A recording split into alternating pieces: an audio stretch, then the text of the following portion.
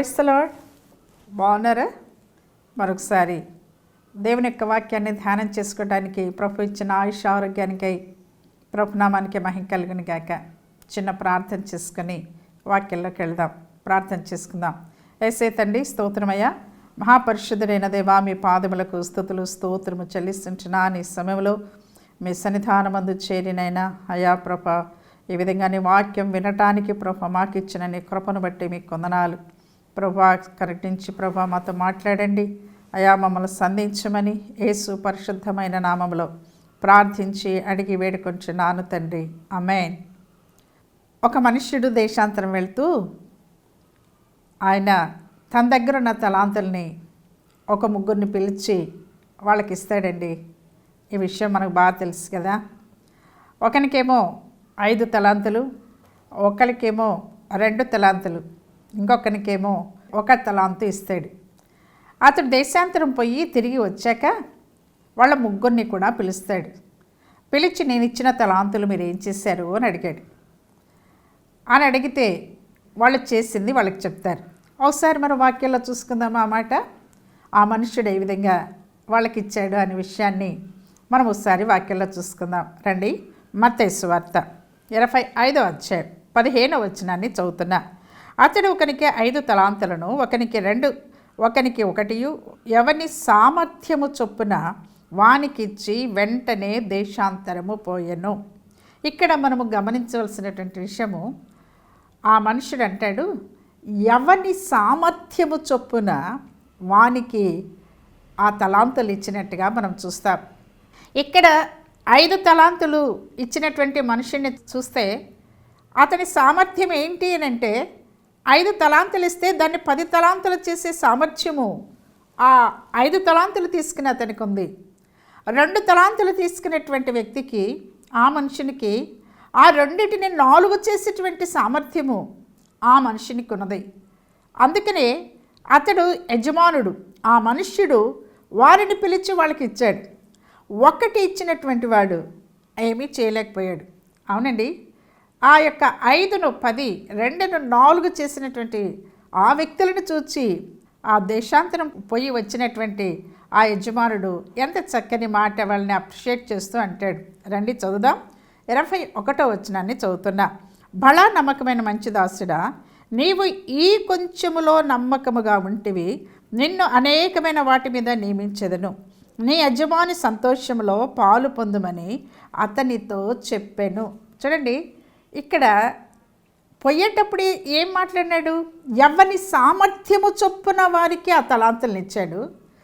ఇవి వచ్చిన తర్వాత మళ్ళీ దానిని డబుల్ చేసి ఆ యొక్క యజమానునికి అప్పచెప్పినప్పుడు ఆ యజమానుడు అంటున్నాడు, బలా నమ్మకమైన మంచి దాసుడా, ఈ కొంచెములో అతను ఇచ్చింది ఎంత? చాలా కొంచెం ఇచ్చాడు. కొంచెములో నమ్మకంగా ఉన్నట్టుగా మనం అక్కడ చూస్తూ ఉన్నాం.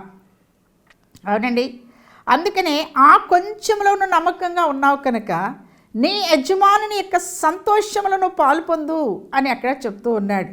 సామర్థ్యము, నమ్మకము, ఈ 2 కూడా ఒక మనిషికి చాలా అవసరమైనది. ఎప్పుడైతే నమ్మకము, అతను ఇచ్చినది నమ్మకముగా దానిని మనము ఎక్కువ రెట్టింపుగా చేస్తే దాని నమ్మకత్వం, నమ్మకంగా దానిని ఎంత నమ్మకంగా చేస్తున్నావు నేను ఇచ్చిన పనిని అని అంటారు కదా. కనుక అతను ఇచ్చినటువంటి ఆ తలాంతును నమ్మకంగా పెట్టుకున్నాడు, నమ్మకంగా వ్యాపారం చేశాడు, నమ్మకంగా దాన్ని రెట్టింపు చేశాడు. హల్లెలూయా.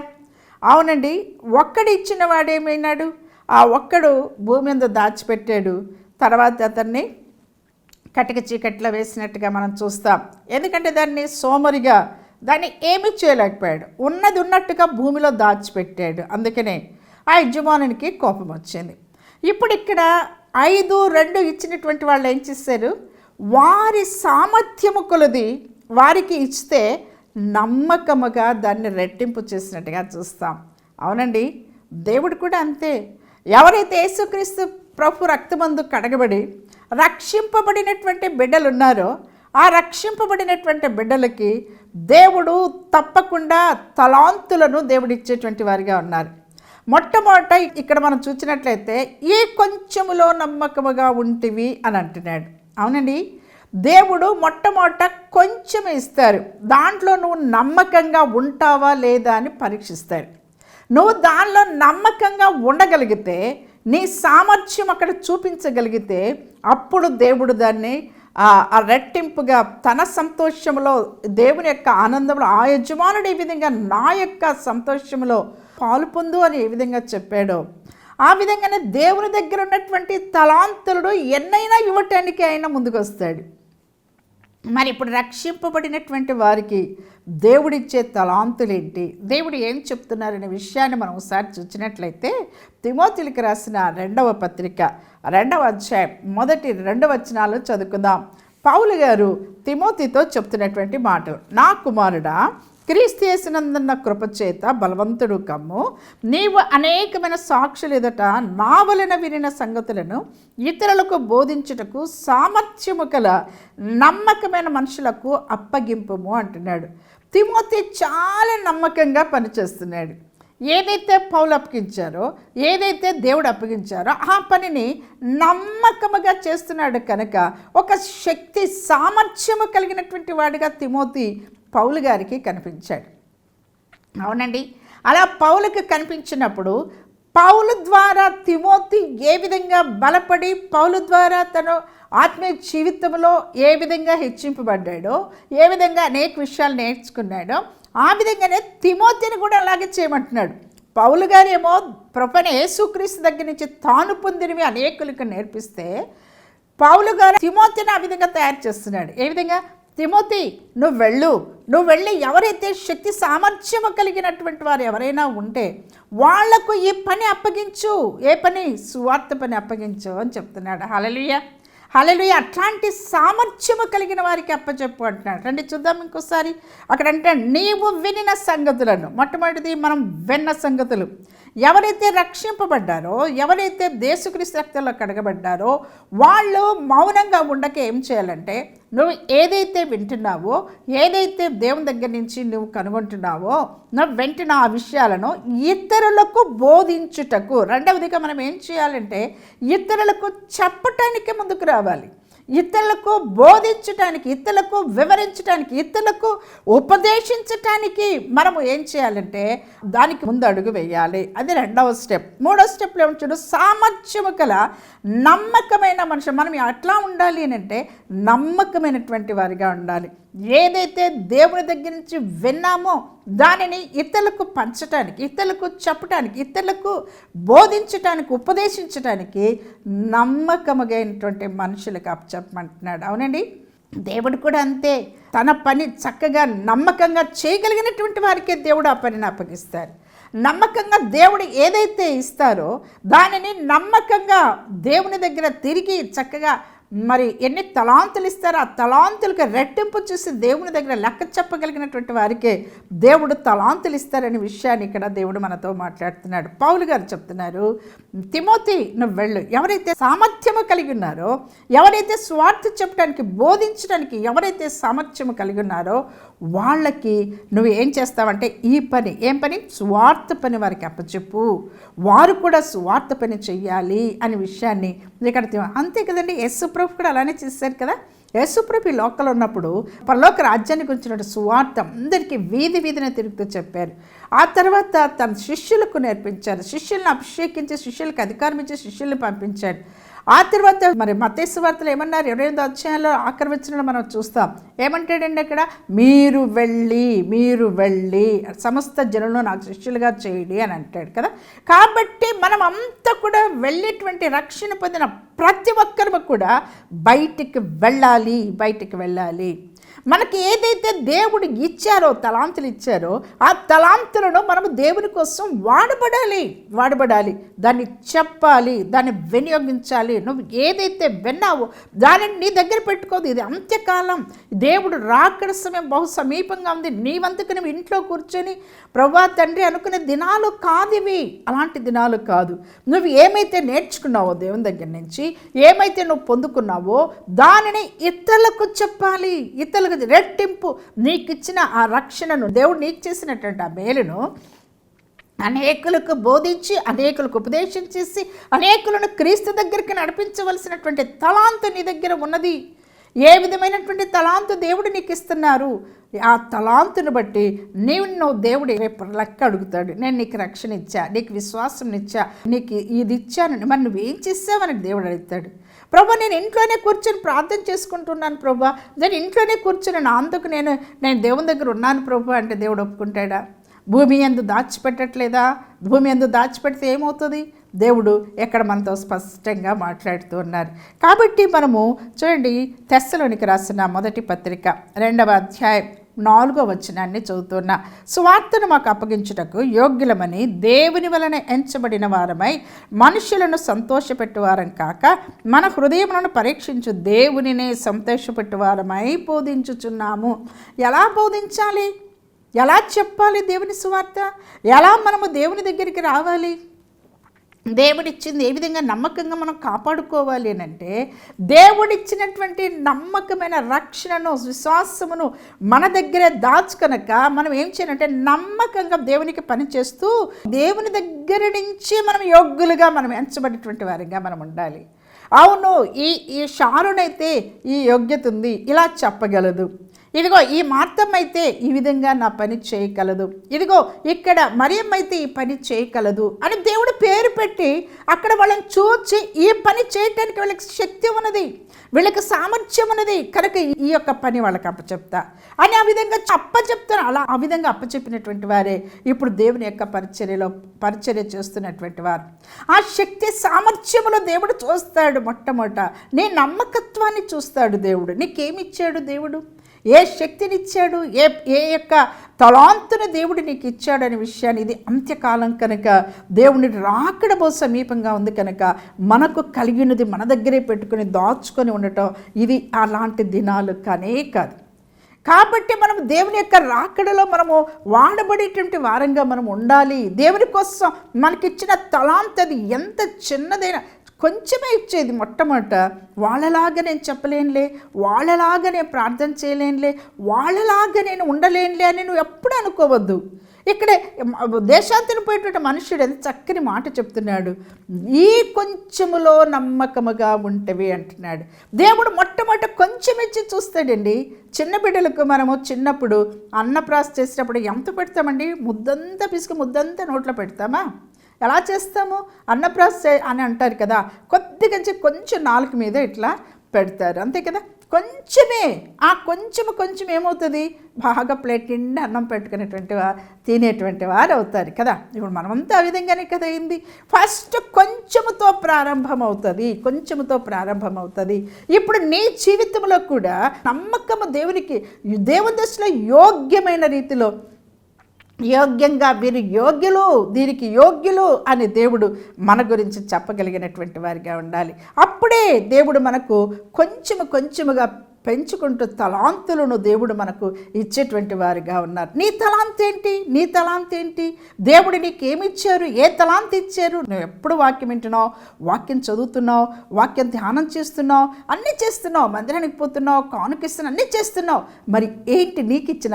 అంత మట్టుకేనా? అంతేనా? ఇంకా మరి ముందుకు వెళ్ళవా? ఇంకొక స్టెప్ ముందుకు వేయవా? దేవుడు అడుగుతున్నాడు. నేను నీకు ఇచ్చాను, నీ ఏళ్ళైనా కూడా ఇంత మాత్రమే. ఆదివారం వెళ్తున్నావు, వస్తున్నావు, ఆదివారం ఏదో నీకు తోచింది, ఓ 10 రూపాయలు 5 రూపాయలు కానుకేస్తున్నావు, వస్తున్నావు. అంతేనా? అందుకోసమేనా నేను రక్షించింది? అందుకోసమేనా నేను రక్తం కార్చింది? అందుకోసమేనా నేను ఆ పరలోక రాజ్యమును వదిలేసి వచ్చింది? అందుకోసమేనా? నువ్వు ఒక్కడివే రక్షింపబడడానికి కోసమేనా నేను వచ్చింది? దేవుడు ఎంత బాధపడతారు. అందుకని పరిశుద్ధాత్మ దేవుడిని మనం దుఃఖ పెట్టకూడదు. అందుకని మనుషులకు సంతోషాన్ని కలిగించే వారం కాదు, కానీ మనము యోగ్యులముగా దేవుణ్ణి సంతోషపెట్టేటువంటి వారంగా మనం ఉండాలి. అందుకని దేవుని దగ్గర నేను యోగ్యతను సంపాదించుకుంటానంటాడు. యోగ్యత, ఆయన నన్ను యోగ్యునిగా ఎంచి ఈ పని నాకు అప్పగించాడు అంటాడు పౌలు గారు. మరి యోగ్యునిగా ఎంచితే పని ఎందుకు ఇవ్వరండి?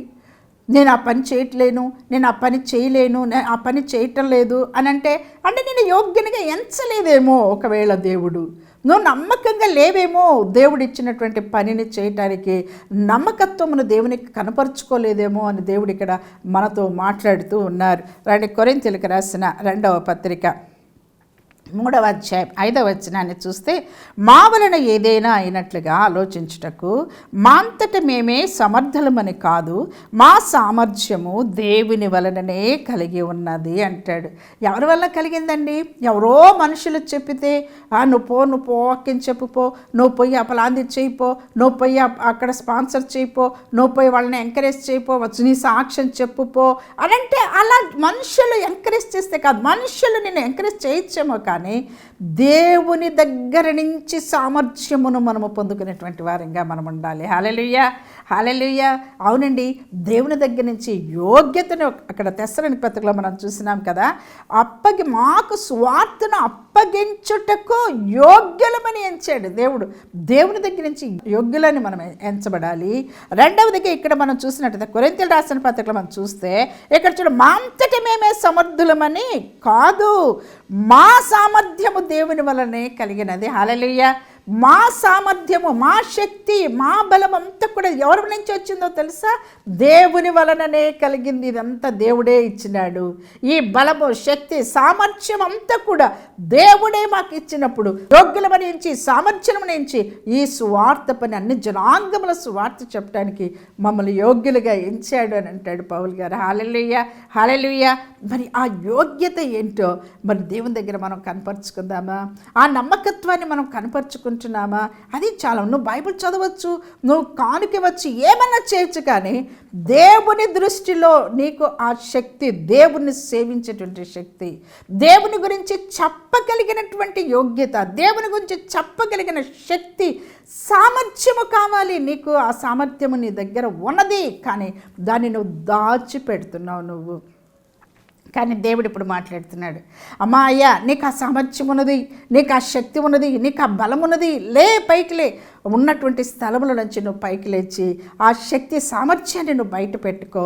దేవుడిచ్చిన తలాంతును భూమి యందు దాచిపెట్టద్దు. దేవుని స్వార్థ చెప్పడానికి సామర్థ్యం ఇచ్చాడా? లేకపోతే నిన్ను ఆ సాక్షిగా ఉండటానికి సామర్థ్యం ఇచ్చాడా? అనేకులు మందిరానికి నడిపించడానికి దేవుడు నీకు సామర్థ్యం ఇచ్చాడా? అలాంటి తలాంతును దేవుడు నీకు ఇచ్చాడా? లేకపోతే గంటలు గంటలు దేవుని దగ్గర మోకరించి ప్రార్థన చేయడానికి ఆ తలాంతుని దేవుడు నీకు ఇచ్చాడా?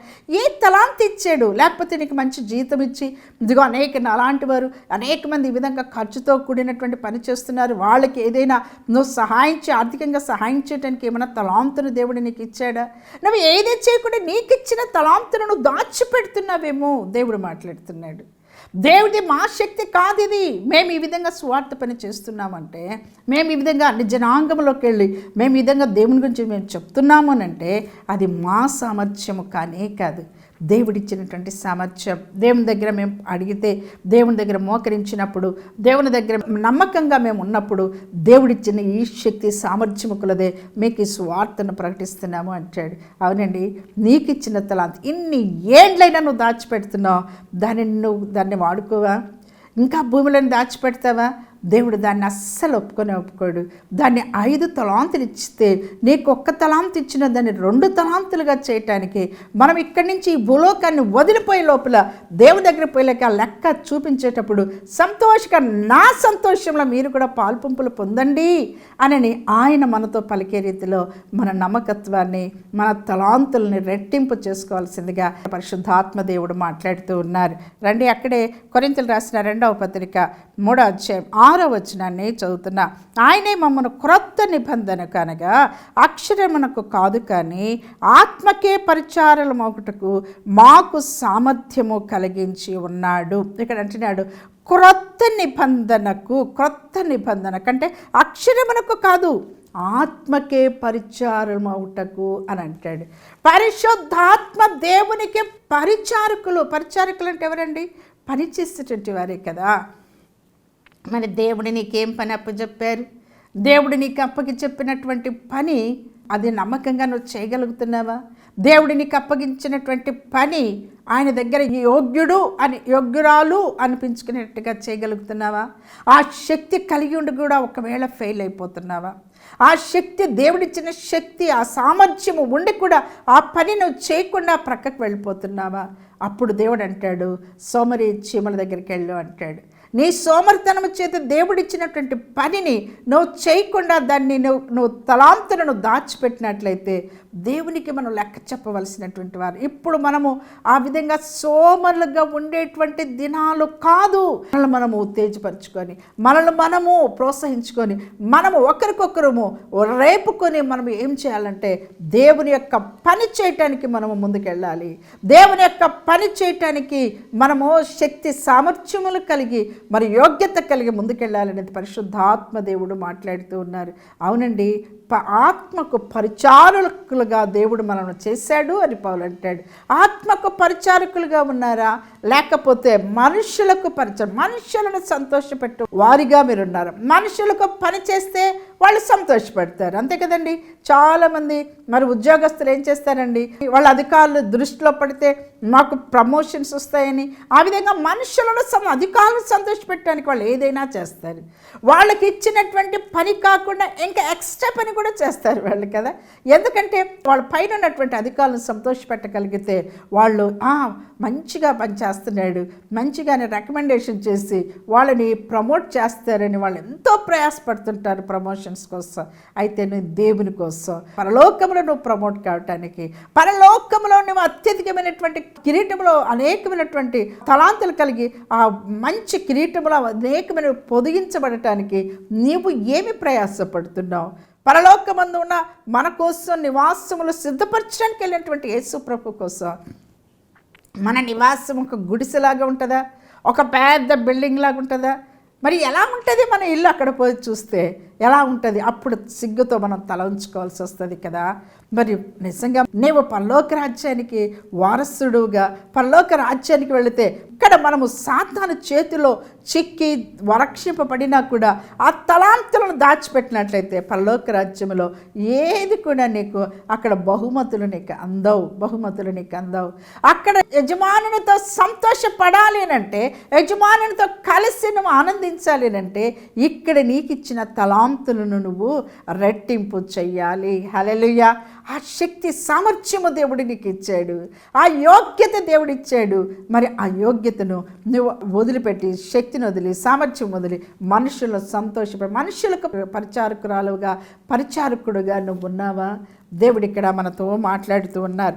ఆమోసును మనం ఒకసారి చూసినట్లయితే చూడండి, ఆమోసు గ్రంథం 1వ అధ్యాయం 1వ వచనం, ఇశ్రాయేలును గురించి తెక్కువలని పశువుల కాపలలో ఆమోసునకు కనపడిన దర్శన వివరము అని అంటాడు. ఆమోసు ఎవరండి? ఇక్కడ పశువుల కాపరి. ఆమోసు ఒక పశువులని మేపుకుంటున్నటువంటి ఆమోసుని దేవునికి నమ్మకంగా కనిపించాడు. అందుకని ఇశ్రాయేలు గురించి ప్రవచించేటువంటి ఒక ప్రవక్తగా ఆమోసును ఉంచుకున్నట్టుగా మనం చూస్తున్నాం. అవునండి, పశువుల కాపరిని తీసుకొచ్చి ఒక ప్రవక్తగా చేశాడు ప్రభు. ఆయనలో ఏం చూశాడు? ఈ ఆమోస్ అయితే ఈ శక్తి ఉన్నది, సామర్థ్యం ఉన్నది, నమ్మకం ఉంది కాబట్టి ఇక్కడ అతన్ని ఈ విధంగా ప్రవచించడానికి యోగ్యుడు అని దేవుడు ఎంచాడు. ఈ యొక్క నమ్మకత్వాన్ని చూశాడు కాబట్టి అతనికి శక్తినిచ్చి సామర్థ్యమునిచ్చి దీనికి ప్రవక్తగా ఉండటానికి యోగ్యతను దేవుడు ఇచ్చాడు. హల్లెలూయా, హల్లెలూయా. నువ్వు ఎంత చిన్నవాడివైనా, నువ్వు ఎంత నాకేం చదువు రాదు, నేను పెద్దదాన్ని కాదని నువ్వు ఎవరెవరితోనో పోల్చుకుంటూ ఉండొచ్చేమో, కానీ దేవుడు అంటున్నాడు ఆమోసును చూసి మనం నేర్చుకోవాలి. ఆమోసును మన దృష్టికి మనం తెస్తున్నాడు. అతను అడవిలో పశువులు కాచుకునేటువంటి వాడికి ఎంత ఇశ్రాయేలు గురించి ప్రవచించే ప్రవక్తగా దేవుడు మార్చినట్టుగా మనము చూస్తూ ఉన్నాం. మొర్దెకైని ఒకసారి చూద్దాం. మొర్దెకై ఏం చేశాడండి? మొర్దెకై సామాన్యమైనటువంటి వాడు. తర్వాత మరి తన జనాంగమనంతటిని కూడా తన ఉపవాస ప్రార్థన శక్తి చేత యూదా జనాంగం అంతటిని కూడా రక్షించినటువంటి వాడిగా ఉన్నాడు. హల్లెలూయా, హల్లెలూయా. కాబట్టి తనకి ఏమిచ్చాడు దేవుడు? ప్రార్థన, ఉపవాస ప్రార్థనలో పోరాడి తన జనాంగమునంతటిని కాపాడుకున్నాడు. అందుకనే ఆశ్వరోష దగ్గర ప్రధానమంత్రిగా తను కూర్చోగలిగాడు. అవునండి, అదే సౌలు మనం చూసినట్లయితే ఎలా చేశాడండి? సౌలును దేవుడు ఏర్పాటు చేసుకున్నాడు, దేవుడు రాజుగా పెట్టుకున్నాడు. కానీ రాజు స్థానంలో ఉన్నటువంటి సౌలు దావీదు మీద అసూయ పెట్టుకొని ఏం చేశాడండి? దావీదును తరుముతూ తన రాజు స్థానమును తను పోగొట్టుకున్నట్టుగా మనము చూస్తాం. అవునండి, ఇక్కడ సామాన్యమైనటువంటి ఈ వ్యక్తి మొర్దెకై రాజు దగ్గర ప్రధానమంత్రిగా ఉండటం చూస్తా. సౌలు రాజు స్థానంలో ఉన్నటువంటి సౌలు మరి ఇక్కడ రాజస్థానాన్ని పోగొట్టుకొని అడవుల్లో అక్కడ ఇక్కడ తిరుగుతూ తన స్థానాన్ని పోగొట్టుకున్నట్టుగా మనం చూస్తాం. ఆ స్థానాన్ని దేవుడు దావీదుతో మనం అక్కడ గొర్రెల కాపరి దావీదుని అక్కడ పెట్టినట్టుగా మనం చూస్తాం. చూడండి, నీ స్థానం ఏంటి, నీ యోగ్యత ఏంటి, నీ సామర్థ్యం ఏంటి నువ్వు గమనిస్తున్నావా? ఒకసారి ఎప్పుడైనా ఆలోచించావా?